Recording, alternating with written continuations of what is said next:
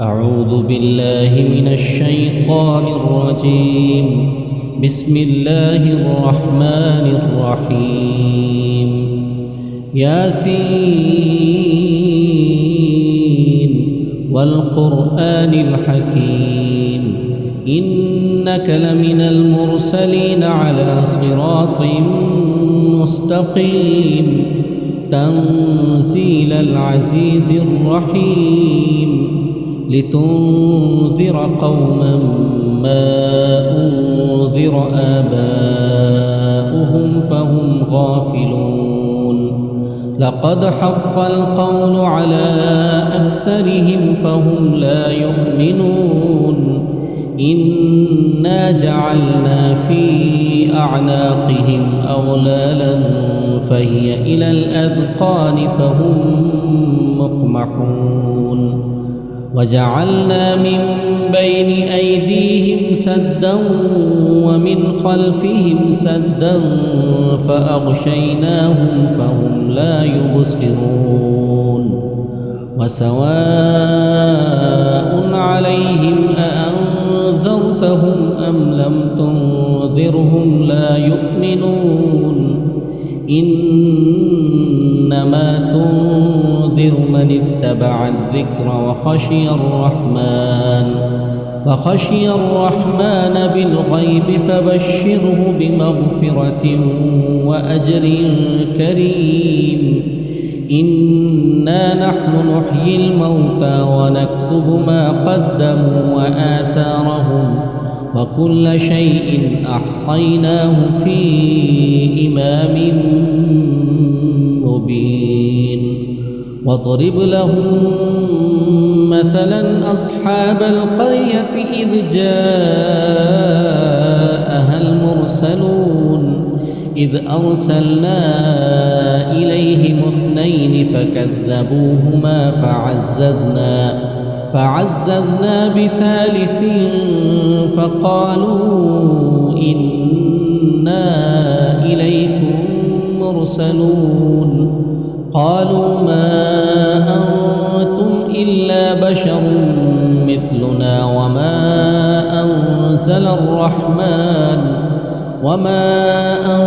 أنزل الرحمن من شيء إن أنتم إلا تكذبون. قالوا ربنا يعلم إنا إليكم لمرسلون وما علينا إلا البلاغ المبين. قالوا إنا تطيرنا بكم لئن لم تنتهوا لنرجمنكم وليمسنكم منا عذاب أليم. قالوا طائركم معكم أئن ذكرتم بل أنتم قوم مسرفون. وجاء من أقصى المدينة رجل يسعى قال يا قوم اتبعوا المرسلين اتبعوا من لا يسألكم أجرا وهم مهتدون. وما لي لا أعبد الذي فطرني وإليه ترجعون. أأتخذ من دونه آلهة إن يردني الرحمن بضر لا تغن عني شفاعتهم شيئا ولا ينقذون. إني إذا لفي ضلال مبين. إني آمنت بربكم فاسمعون. قيل ادخل الجنة قال يا ليت قومي يعلمون بما غفر لي ربي وجعلني من المكرمين. وما أنزلنا على قومه من بعده من جند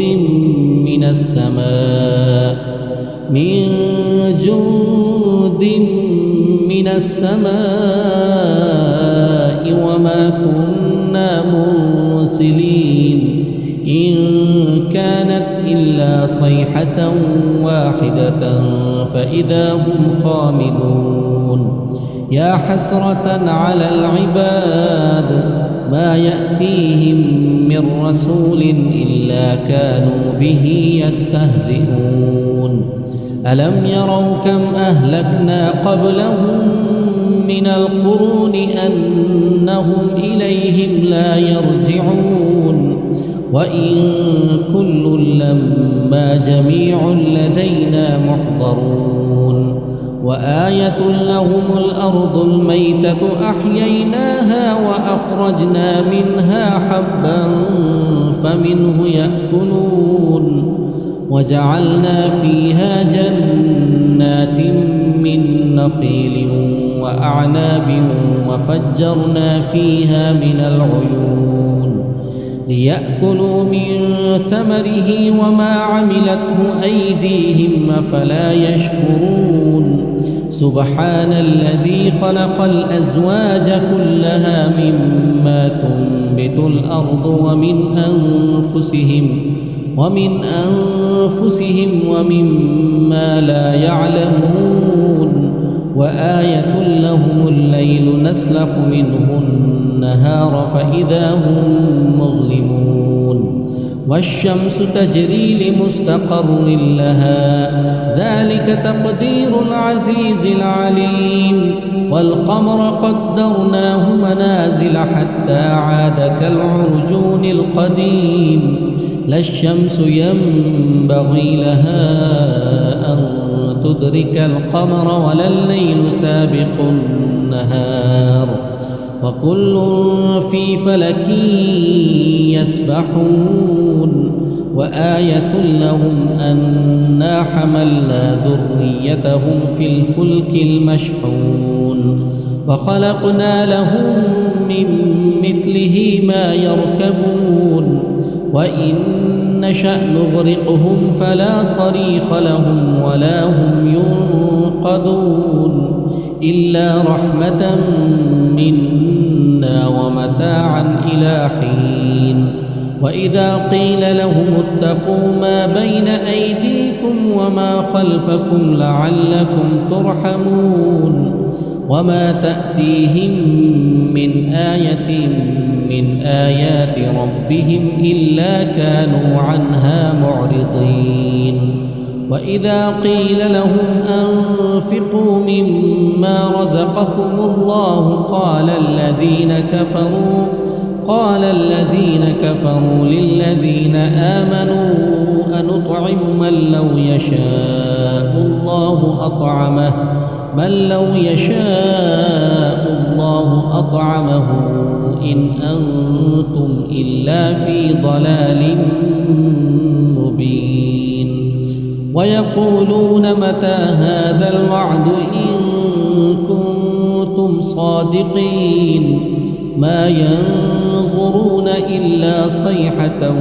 واحدة تأخذهم وهم يخصمون فلا يستطيعون توصية ولا إلى أهلهم يرجعون ونفخ في الصور فإذا هم من الأجداث إلى ربهم ينسلون قالوا يا ويلنا من بعثنا من مرقدنا هذا ما وعد الرحمن وصدق المرسلون إن كانت إلا صيحة واحدة فإذا هم جميع لدينا محضرون فاليوم لا تظلم نفس شيئا ولا تجزون إلا ما كنتم تعملون إن أصحاب الجنة اليوم في شغل فاكهون هم وأزواجهم في ظلال على الأرائك متكئون لهم فيها فاكهة ولهم ما يدعون سلام قولا من رب رحيم وامتازوا اليوم أيها المجرمون ألم أعهد إليكم يا بني آدم ألا تعبدوا الشيطان إنه لكم عدو مبين وأن اعبدوني هذا صراط مستقيم ولقد أضل منكم جبلا كثيرا أفلم تكونوا تعقلون هذه جهنم التي كنتم توعدون اصلوها اليوم بما كنتم تكفرون اليوم نختم على أفواههم وتكلمنا أيديهم وتشهد أرجلهم بما كانوا يكسبون ولو نشاء لطمسنا على أعينهم فاستبقوا الصراط فأنى يبصرون ولو نشاء لمسخناهم على مكانتهم فما استطاعوا مضيا ولا يرجعون ومن نعمره ننكسه في الخلق أفلا يعقلون وما علمناه الشعر وما ينبغي له إن هو إلا ذكر وقرآن مبين لينذر من كان حيا ويحق القول على الكافرين أولم يروا أنا خلقنا لهم مما عملت أيدينا أنعاما فهم لها مالكون وذللناها لهم فمنها ركوبهم ومنها يأكلون ولهم فيها منافع ومشارب أفلا يشكرون واتخذوا من دون الله آلهة لعلهم ينصرون لا يستطيعون نصرهم وهم لهم جند محضرون فلا يحزنك قولهم إنا نعلم ما يسرون وما يعلنون أولم ير الإنسان أنا خلقناه من نطفة فإذا هو خصيم مبين وضرب لنا مثلا ونسي خلقه قال من يحيي العظام وهي رميم قل يحييها الذي أنشأها أول مرة وهو بكل خلق عليم الذي جعل لكم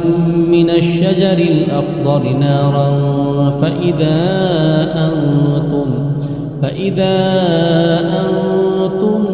منه توقدون أوليس الذي خلق السماوات والأرض بقادر على أن يخلق مثلهم بلى وهو الخلاق العليم إنما أمره إذا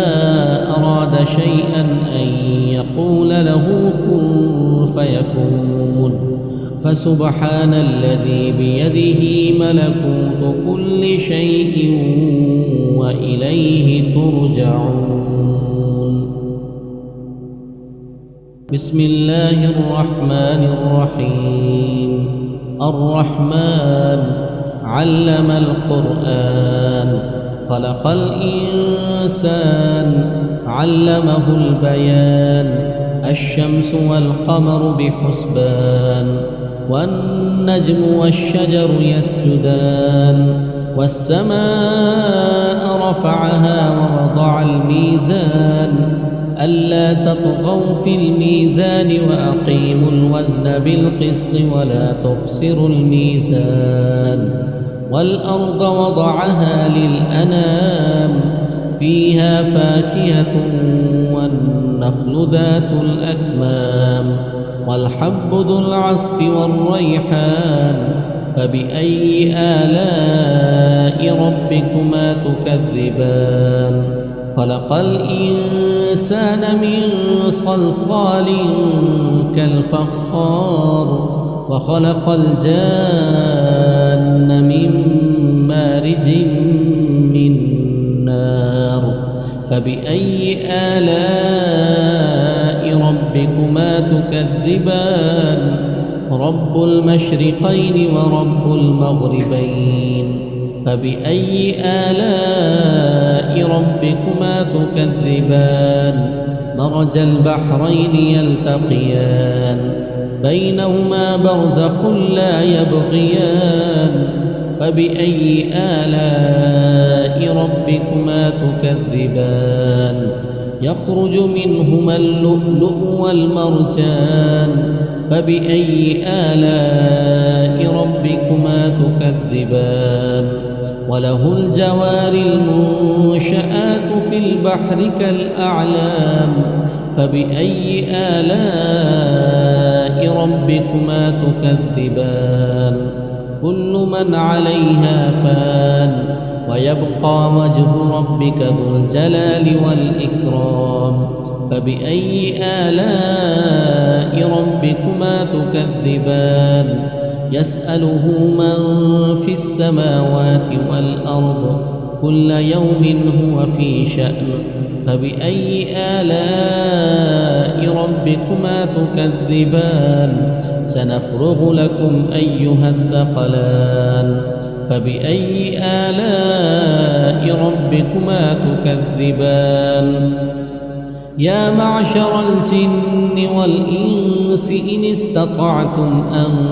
تنفذوا من أقطار السماوات والأرض فانفذوا لا تنفذون إلا بسلطان فبأي آلاء ربكما تكذبان يرسل عليكما شواظ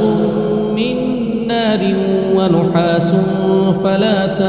تنتصران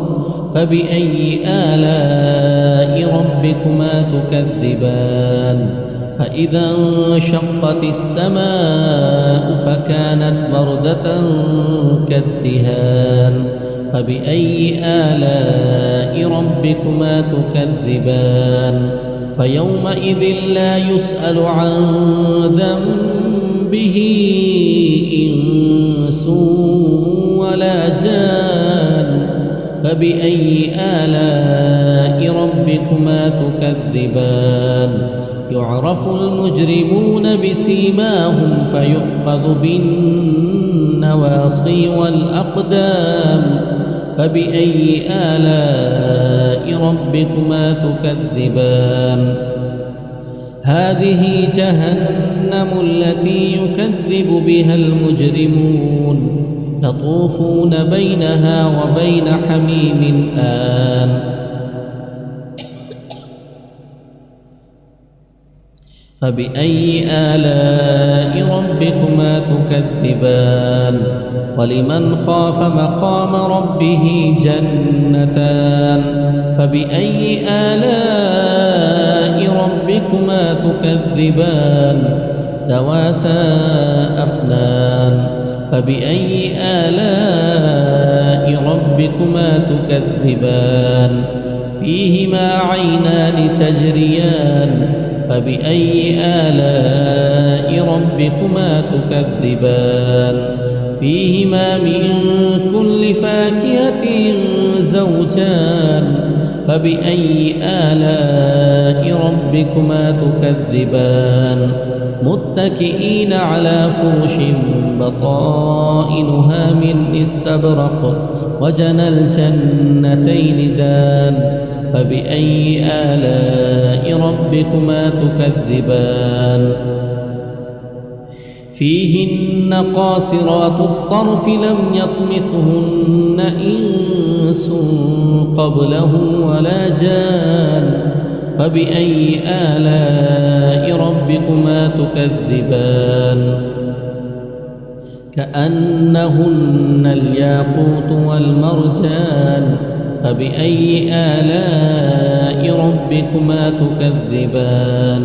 هل جزاء الإحسان إلا الإحسان فبأي آلاء ربكما تكذبان ومن دونهما جنتان فبأي آلاء ربكما تكذبان مدهامتان فبأي آلاء ربكما تكذبان فيهما عينان نضاختان فبأي آلاء ربكما تكذبان فيهما فاكهة ونخل ورمان فبأي آلاء ربكما تكذبان فيهن خيرات حسان فبأي آلاء ربكما تكذبان حور مقصورات في الخيام فبأي آلاء ربكما تكذبان لم يطمثهن إنس قبلهم ولا جان فبأي آلاء ربكما تكذبان متكئين على رفرف خضر وعبقري حسان فبأي آلاء ربكما تكذبان تبارك اسم ربك ذي الجلال والإكرام بسم الله الرحمن الرحيم إذا وقعت الواقعة ليس لوقعتها كاذبة خافضة رافعة إذا رجت الأرض رجا وبست الجبال بسا فكانت هباء منبثا وكنتم أزواجا ثلاثة فأصحاب الميمنة ما أصحاب الميمنة وأصحاب المشأمة ما أصحاب المشأمة والسابقون السابقون أولئك المقربون في جنات النعيم ثلة من الأولين وثلة من الآخرين على سرر موضونة متكئين عليها متقابلين يطوف عليهم بلدان مخلدون بأكواب وأباريق وكأس من معين لا يصدعون عنها ولا ينزفون وفاكهة مما يتخيرون ولحم طير مما يشتهون وحور عين كأمثال اللؤلؤ المكنون جزاء بما كانوا يعملون لا يسمعون فيها لغوا ولا تأثيما إلا قيلا سلاما سلاما وأصحاب اليمين ما أصحاب اليمين في سدر مخضود وطلح منضود وظل ممدود وماء مسكوب وفاكهة كثيرة لا مقطوعة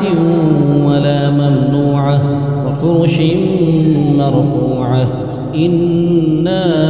أنشأناهن إنشاء فجعلناهن أبكارا عربا أترابا لأصحاب اليمين ثلة من الأولين وثلة من الآخرين وأصحاب الشمال ما أصحاب الشمال في سموم وحميم وظل من يحموم لا بارد ولا كريم إنهم كانوا قبل ذلك مترفين وكانوا يصرون على الحنث العظيم وكانوا يقولون أإذا متنا وكنا ترابا وعظاما أإنا لمبعوثون أو آباؤنا الأولون قل إن الأولين والآخرين لمجموعون إلى ميقات يوم معلوم ثم إنكم أيها الضالون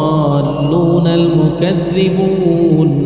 لآكلون من شجر من زقوم فمالئون منها البطون فشاربون عليه من الحميم فشاربون شرب الهيم هذا نزلهم يوم الدين نحن خلقناكم فلولا تصدقون أفرأيتم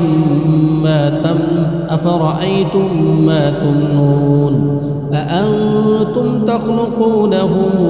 أم نحن الخالقون نحن قدرنا بينكم الموت وما نحن بمسبوقين على أن نبدل أمثالكم وننشئكم فيما لا تعلمون ولقد علمتم النشأة الأولى فلولا تذكرون أفرأيتم ما تحرثون أأنتم تزرعونه أم نحن الزارعون لو نشاء لجعلناه حطاما فظلتم تفكهون إنا لمغرمون بل نحن محرومون أفرأيتم الماء الذي تشربون أأنتم أنزلتموه من المزن أم نحن المنزلون لو نشاء جعلناه أجاجا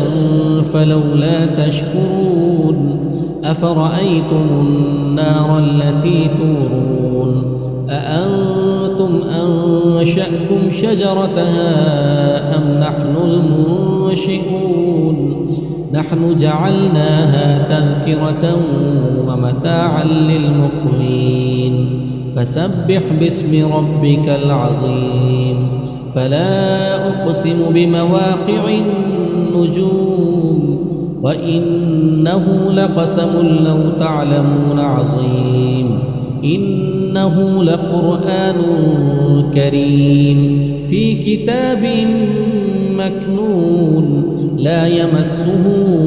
إلا المطهرون تنزيل من رب العالمين أفبهذا الحديث أنتم مدهنون وتجعلون رزقكم أنكم تكذبون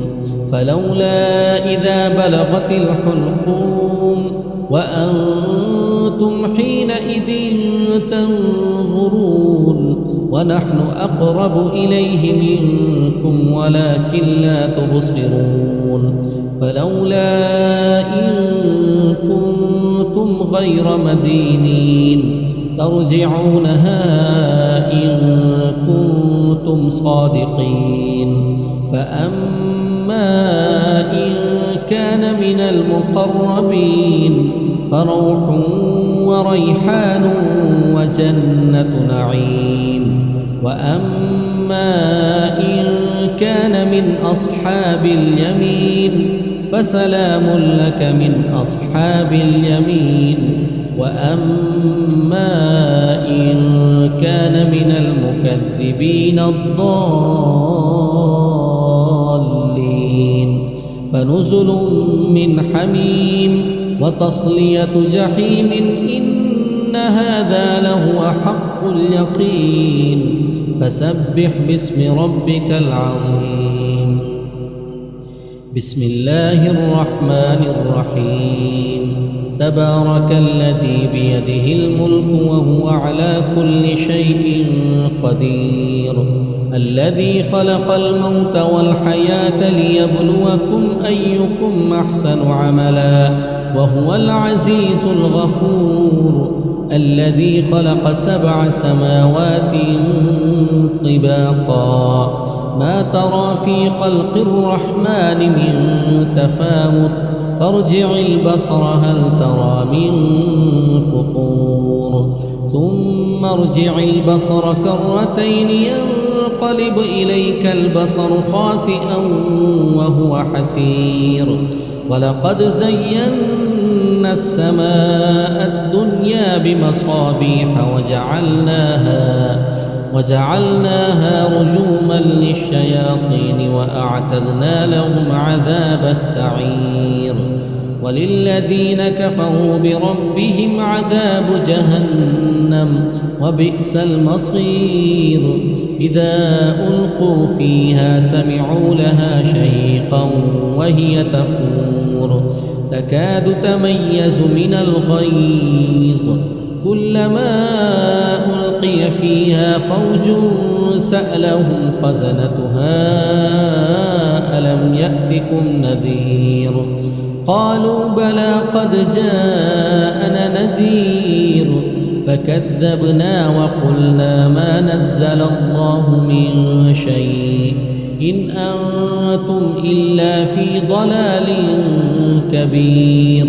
وقالوا لو كنا نسمع أو نعقل ما كنا في أصحاب السعير فاعترفوا بذنبهم فسحقا لأصحاب السعير إن الذين يخشون ربهم بالغيب لهم مغفرة وأجر كبير وأسروا قولكم أو اجهروا به إنه عليم بذات الصدور